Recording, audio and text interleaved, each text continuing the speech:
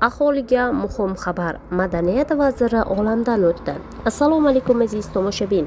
Tezkor va muhim xabarlardan birinchilardan bo'lib xabardor bo'lishni istasangiz, videoroligimiz ostidagi podpisatsiya va like tugmalarini bosib, videoroligimizni oxirigacha kuzatib borishda davom eting. Nazarbekov Ozodbek Ahmadaliyevich 1974-yilning 7-mayida Andijon viloyati Shahrixon tumanida tug'ilgan.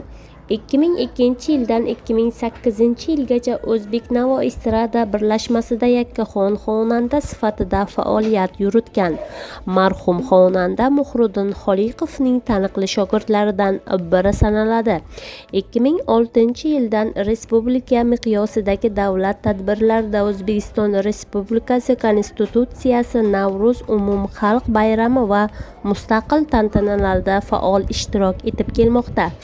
O'zbekistonning barcha viloyatlarida o'zining yakkaxon konsert dasturini namoyish etgan, xorij mamlakatlarida ham gastrol safarlarini uyushtirgan. 2008-2017-yillarda O'zbekiston Respublikasi Qurolli Kuchlari ashula raqs ansambli xonandasi. 2017-yil iyul-avgust oylarida Yoshlar telekanali direktori vazifasida ishlagan.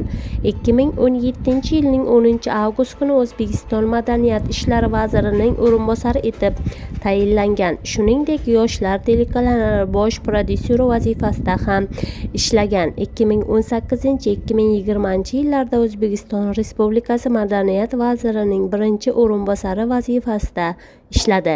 2020-yilning 22-yanvaridan beri O'zbekiston Respublikasining Madaniyat vaziri sifatida hozirgacha ish faoliyatini olib bormoqda.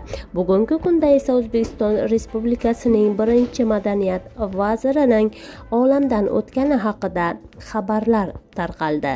O'zbekistonning sobiq madaniyat vaziri bugun 83 yoshida olamdan o'tdi.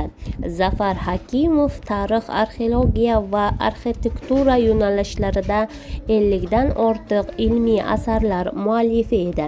Zafar Hakimovning oila a'zolariga chuqur hamdardlik bildirib qolamiz. Kuzatib borishda davom eting. Xayr, salomat bo'ling.